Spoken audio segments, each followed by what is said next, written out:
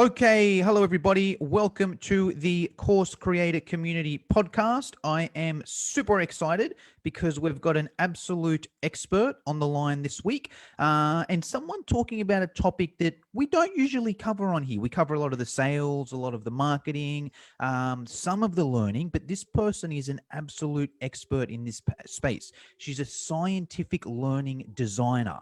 I don't even know what that means, but I know it's important, and and she must know a thing or two with that. She uses her background in neuroscience to design learning that's optimal for learners' brains, which is revolutionizing the way course creators design their learning process. So I think it's something anyone that's in the course creation space should be focusing on. So without further ado, let me introduce the one and only Ms. Lauren Waldman from Learning Pirate. Lauren, how are you? I'm amazing, Jono. How you doing? Yes, I am awesome. Lauren, I like to start all my podcasts off with a quote or mantra that inspires you or fires you up. Have you got one for us? Yes, that's the yar behind Learning Pirate. So I believed in it so much I branded myself a couple of years ago, and it stands for "You are really ready." Awesome. Expand on that. What does Yeah. that mean to you, Lauren? Well, it meant that, the YAR is the ideology behind Learning Pirate, and it came from my own learning. So, before I got into the neurosciences, when I first started my journey into the brain, I knew like nothing about it. So it was really, really, it was like a true learning experience and experiment. And what I recognized was I didn't know how to learn. Not as an adult. So none of us were ever taught this stuff. So I had to go through sort of that really challenging journey of being incredibly frustrated and upset and, maybe crying sometimes on the floor because I didn't understand something, or, sitting on my living room floor trying to pronounce a word like a kindergarten because I hadn't seen it before. And the moment of yar was the victory sort of cry that came at the end when I was successful and I passed my exams and did all the things. But it's also something I've always said. It's kind of comes before the exams. I think I was a pirate in a past life or something, but in that moment, Oh, is that where the business name is from? Yar like a pirate. Yar, yeah. So Yar became like before that, and then when I finished that one exam, and I just like this crazy loud Yar had come out of my mouth, and I just sort of sat there, I'm like, what does that mean? And it's just in that moment, it's like, oh man, yeah, you're ready. Like this. Like go tell everybody. So it became the ideology. Love it. Now, if you're listening on the podcast, Lauren actually has that tattooed on her forehead. You can't see because it's a podcast, but if you look at her forehead, there's a big YARR. So yeah, everybody who joins the crew gets one. So. No, I'm teasing. She's got it on her forearm. And actually, if you're watching this on the Facebook group, usual deal, just hit the like button and just comment below and say hello to Lauren or say thank you to Lauren for giving up her time to give us some tips. I'd love to give the course creators some tips, Lauren, but just before we do that, if you could expand a little bit more, what is it you actually do there? What is a scientific learning designer? What is neuroscience? What is it you actually help course creators in a nutshell? If you can narrow that down to about 5 minutes or so. I mean, no problem. What is it you do? So I, like everybody else who's probably watching this, I was in learning and development, and I've been in learning and development for several years, designing learning and organizational programs, working as an academic.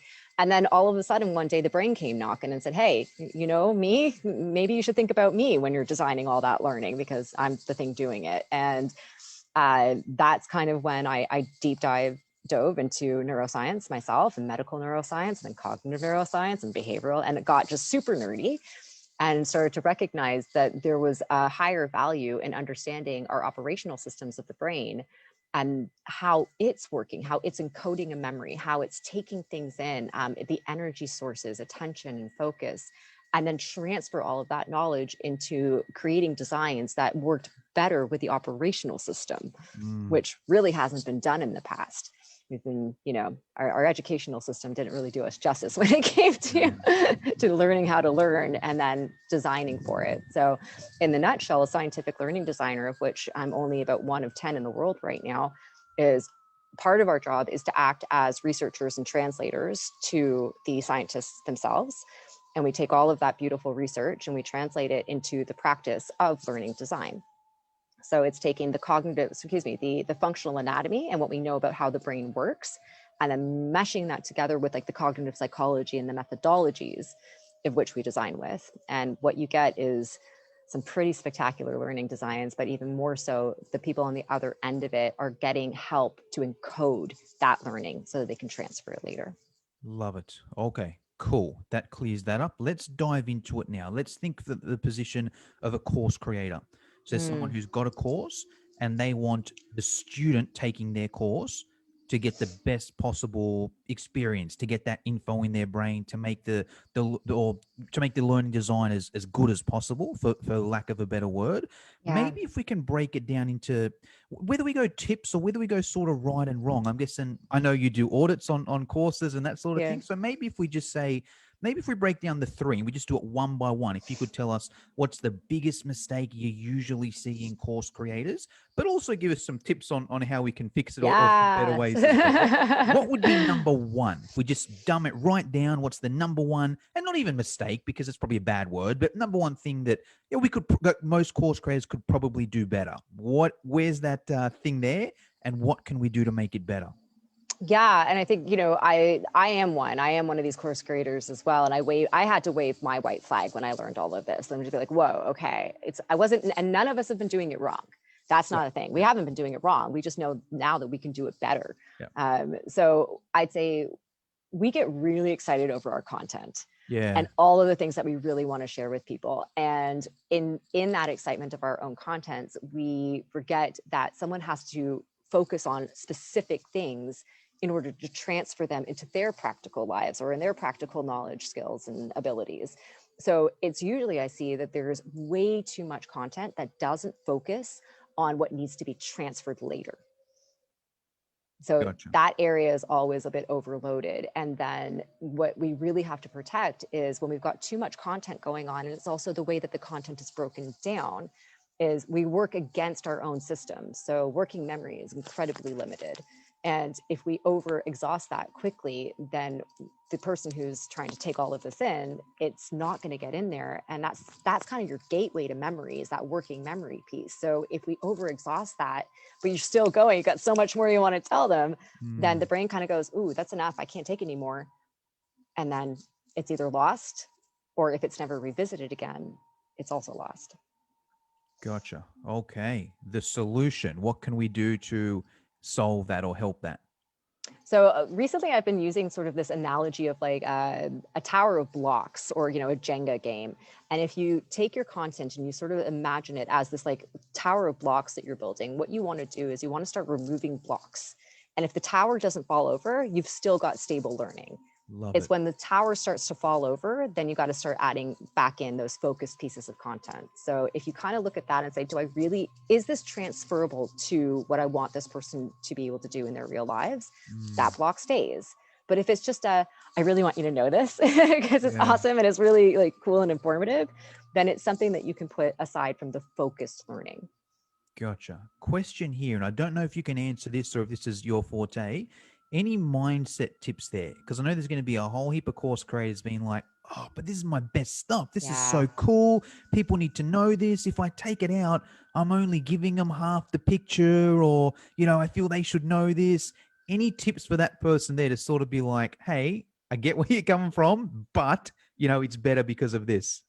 Yeah, I think it's really that matter of, knowing that we have limited resources to work with, right? It's on, if you really feel that this is, if it's part of a puzzle, then that's one thing. So look at your content and remember that the brain uses networks and it uses scaffolds in order to build upon knowledge.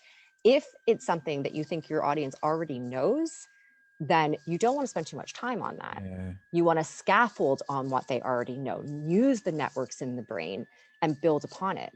If it's something that you think, if you've done, an analysis and you're like, okay, I don't think they're really going to know this, I have to give a more thorough, picture of this, then break it down into more manageable chunks. And then just like you're building your blocks and your tower, then now you want to transfer that over to a scaffold. So layer upon layer upon layer upon layer. So because typically what we tend to do is we want to just throw like 20 minutes, a half an hour of like tons of stuff in and like, okay, now go do this quiz. Oh, go do this activity. Go write something down on a work page. but that's not consolidating learning. Mm. So that's the one thing, is to how can you focus in on what the audience might not know? And I'll give this sort of visual, if you will, is memories are created in multiple different ways and they're stored in multiple different places. But if it's something new, just like when I was learning about the brain for the first time, there was no neural pathways in there. And that's why it was really, really challenging. I literally had to physically grow these like tree branches in my brain that represented that new knowledge. So we have to build that slowly. That's the first tip. The second tip then is you can't just visit it once, right? We don't just learn something, in 4 hours or 8 hours. We can learn for the short term, or we can learn for the long term. And that's another thing I'd ask the course creators to think. Or do you want someone to have to come back to your course and be like, ooh, where was that at 5 minutes and 12 seconds? What's that? And are they going to have to keep doing that? Or do you want them to learn what was that 5 minutes and 12 seconds and not have to come back to it because they learned and they can transfer it? Gotcha. Tips there. How do we do that? Because I think that's one I'm guilty of. Oh yeah, that's in module 1, done. I've covered that. Tick off. How do we get that? How do we make that learning experience better? How can we get them to actually learn it? So there's two methodologies, and it really depends on how long your course is, right? And how much time your person's going to be like in your course and what methodologies you're using. But there's two really sort of, standard ones when it comes to encoding memory. The first one is called spaced repetition. So we want to visit it on the first time, and then we want to revisit it as we go along. So what I'd advise course creators to think about is that if you've got some content going on in module 1, how do you revisit that in module 3? And how do you contextually create that scaffold again to be like, okay, yeah, no, I'm triggering that memory now, and now I see how it contextually fits over here. Designing like this is very challenging because you're constantly going back and forth to say, was this contextually relevant here? Can I build upon the knowledge? Can I revisit it while continuing to build upon the knowledge? But like you said, typically what happens is we go, okay, come on, done. Okay, we covered that. Great. Module 2, what else do we got? And we keep going. You've even given me some ideas there. And even if this isn't the best way to do it, I'm just thinking, okay, here are some simple ways that I can make it better. And it may even be the little recap before it. It's like, all right, cool. You finish module 1. Great. You get to module 2. Hey, here's a quick recap. In module 1, we went bang, bang, bang. Everyone with that. Cool. Now we're at module 3. Quick recap. Module 1, we went bang, bang, bang. Module 2, we went bang, bang, bang. Module 3, all right, let's get into it. I think even just little things like that can just, it may not be the perfect way, but it's going to help that little bit more. Would you agree with that? I will challenge that because I think, again, it's a very standard way of designing. It's like, let's recap at the end. Let's add a little quiz at the end. Let's add something at the beginning. Now, if I'm feeding you the knowledge, then I'm not activating the memory. I'm not activating your brain to say, do you have that in there? Because I'm just giving it to you. Gotcha. So the purpose of learning is to create memory, right? But if we're not challenging, if we're not going forward in our course designs and we're not implanting these opportunities for someone's brain to go, is it really in there or not? By recapping, we're just basically Googling. Gotcha. Yeah. We're giving the answer away when really, in order to encode the memory, we have to challenge the brain to retrieve the information. So a very basic structure of memory encoding is you want to encode it, which is when you're doing like the focused learning. Yeah. You want to store it, which is when you're going into practice modes. And then you want to be able to retrieve it. Gotcha. So encode, store, and retrieve. Gotcha. Couple things on that. So what would be the answer then? How can we get them? So what's, I guess, the better way to do it? So, I mean, we can use like a very, a standard example, like we can use tests and we can use like little quiz and activities and whatnot. But you don't necessarily, I think what most course creators do that I see is they go through module 1 and then they've got like a multiple choice right after. But we fail to think, well, the brain needs time to learn. And a really good thing for everyone to remember is that learning gets consolidated memories get consolidated while we sleep. So even giving your learners like, and when I do a course or a video, I was like, go away. I'm like, seriously, go away. Don't come back for like a day or 2. Gotcha. And then I'm going to insert a quiz or something really tiny that shows me, and this is a great learning design too. It shows me 2 things. Number 1, have you learned something? And if you haven't, it shows my learner, okay, I need to go revisit that because I don't have it. I don't have it yet. Gotcha. So not so much of the instant gratification where we go, yep, I got it, move on, great. Because later on, when we see this in course designs and we see this in organizational designs, you get to the end of it, but the person doesn't know anything. They don't transfer, or they don't transfer it effectively. Gotcha. Okay. So let me try to get my head around this. So a better way would do it. Let's say we're looking at the course now. Let's go with the modules because it's the easiest, right? It's like, all right, cool. You've finished module 1. There's not a quiz at the end of module 1. It's like, okay, module 1 done. Don't go and do your homework or whatever. Go and do the action task. Don't start module 2 till tomorrow. And then module 2 might start with a quiz about module 1. Is that how it would work? It could. What I would tend to do if I was doing module 1, I'd say like, all right, go have some reflective time, because there's two modes of learning, or excuse me, two modes of thinking. There's the diffuse mode, there's the focus mode. The focus mode is when they're in module 1. They're biting down onto your content. But the brain needs time to go into diffuse mode, where it's kind of looking around in there and going, what else is in there that kind of makes sense to this? And I can network it to. So they're building the network or the scaffold.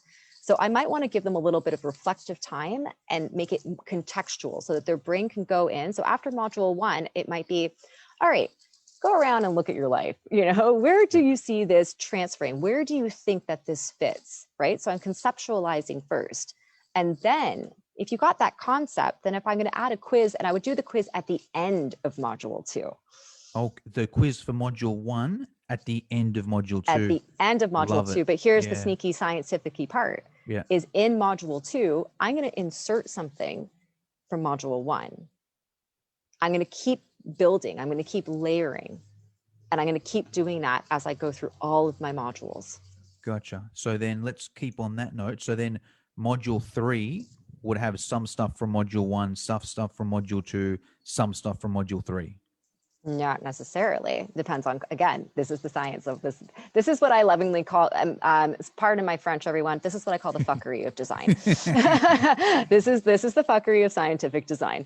But this is what I'm saying. It really requires strategy and intention.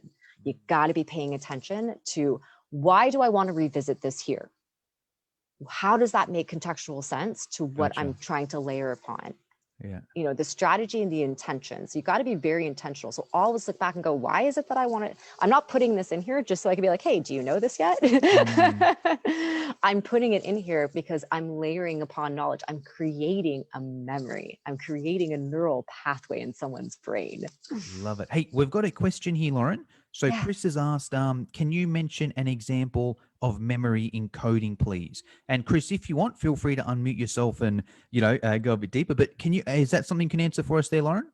Yeah, so the encoding process happens. So when we're taking in memories, right, we're taking it in from all of our sensory perceptions. When we're looking at sort of the process, I like to look at it like a kind of a game of snakes and ladders. It's like you're going into the encoding process, and the encoding process means that we are doing the fundamental learning.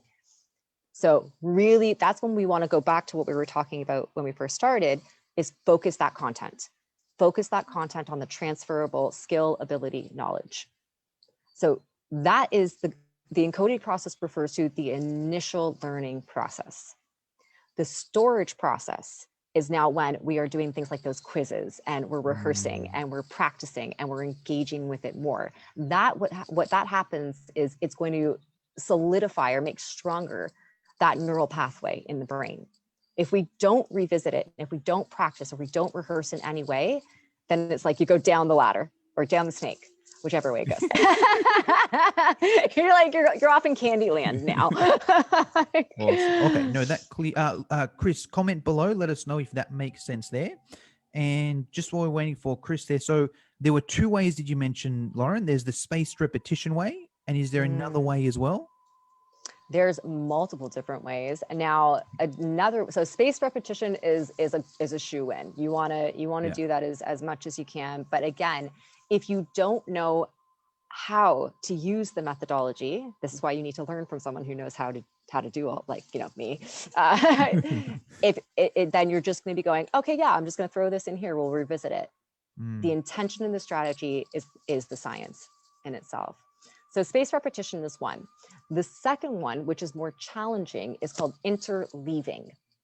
Now, interleaving, and I'll give you an example. Typically when, I'll use piano because piano is kind of, I grew up playing piano. Now, when I was little and I was sitting, a little 5-year-old Lauren sitting at the piano, I was taught, okay, you need to practice your scales for like 30 minutes and you've got to practice your chords and then, play Mary Had a Little Lamb. When I'm interleaving, so interleaving is going from blocks of content. So like from A, I do A, B, B, B, C, C, C. Gotcha. And then I'm going from A to C to B to A. Gotcha. And it's very tricky because the context and what you're putting in those blocks is tricky. But what you're doing when you're interleaving like that is you're challenging, once again, you're challenging the brain to say, okay, wait a second, like it's all part of the bigger picture, but where does it fit? So my brain is learning to use the pieces in different ways. Gotcha. Yeah, 100%. It's really hard, guys. I'm not even going to pretend like this is easy stuff. It's taken me years and years to understand this stuff. Yes. No. Okay, cool. So they're good tips so far. We've got the way too much content. We've got the using it once or the visiting it only once. What's probably one more common thing you see, Lauren, that a course creator could improve on? So I'm going to elaborate on the too much content, because typically what happens when we've got too much content is we also have to look at what is going on the screen. What is going, how much are you delivering to somebody? Yes. So here's what I want to remind everybody is you don't just have one, you've got one brain, like one piece, like one solid mass of 3 pounds, but there are so many things going on in there. There's so many functions. So if I've got, for example, so I've got a part of my brain that is working right now just to decode colors, movement, your language, my movement in space, like so all the things. So if I put too much of that on my screen, if I'm speaking and there's some music going on in the background and there's some GIFs flying all over the place and there's some text going, that's so many parts of my brain that are now using very, very precious energy. Gotcha. So I'm exhausting it. So I want to really consolidate things on, again, it's the more that we can help the brain focus its attention, the more that you can save the energy and it can really work within the limits of its working memory. Gotcha. Question here. Yeah. Thanks, Chris. So let me try and get my head around this. At face value, this is what I see it as, and I could be taking this completely wrong. Almost the simpler, the better. If you're going to teach via, let's just use a basic PowerPoint. I know it's the standard example. Like, is it better just to have one dot point? It's a clear, whatever, white background, black background, one dot point come up, and then the next, and then the next, and try and limit, GIFs and photos and colors. It's better to be simple. Yeah, absolutely. Because the more you put in there, the more that person's brain is going to process. Right. So if you're like, okay, listen to me. And by the way, this thing is so, I've got to listen to you. That's one specific part of my brain. And even just in listening, my brain is going, what are those words that they're saying? How do I put those together in a sentence? What's the syntax? I'm listening to their tone. So that's just like 4 functions in itself. Then I'm like, wait, you want me to read on the screen? So now I've got to like decode the letters. I got to put them together in word. Like your brain is doing all of this. So the more that we can consolidate and see what I like to say is your brains are very expensive and the currency is energy. So how do we conserve the energy? By dimming the things that we don't need. So if you were to look at something that I produce, like when I do a keynote or something, it's like black, white, very, very simple. If I'm using images, then the images stand and then I'm just speaking. If I'm speaking, then, then there could be just focus on what do you want someone to focus on is really what it comes down to. Is it the words coming out of your mouth that are most important? Is the text on the screen that's most important? And use that resource to the best of their advantage. Gotcha. Any tips on how to keep it engaging? Because what I'm thinking in my head here is like, man, if I'm just watching a PowerPoint with, one line, then one line, and there's no colors and no pictures, will I get bored? What's your take on that, or any tips or thoughts there? I mean, I like everybody who's like a course creator, you know, we pour ourselves into it. It's us, it's our personalities and our characters and the connections that we make with the people that we're teaching that sort of that keeps that going. For me, because of the way that I design, I'm working within that working memory limit. So I know when to switch, when to pivot an activity, and how to keep engaged, how to use the emotional centers in the brain to you know, make sure I've got some great dopamine and, you know, all the adrenaline, everything, all those beautiful chemicals that we want to flush into the brain to help it. I'm going to add in a little bit of stress, you know, I'm going to keep people on their toes, but it's a matter of the design. So it's not so linear. It's not, you know, and even, you know, we've been on Zoom for the past like year and a half, you know, talk about, and, you know, I've got to now be, you know, keep in mind the fact that our occipital lobe with the vision processing center is just like, you know, you might come to midday and you're like, I've had it. I've absolutely had it. And that's a real thing. So how can I engage in other ways, right? So when I'm facilitating, even if it's a video, even if whatever, if I'm not even present with the people live, it's as if I am.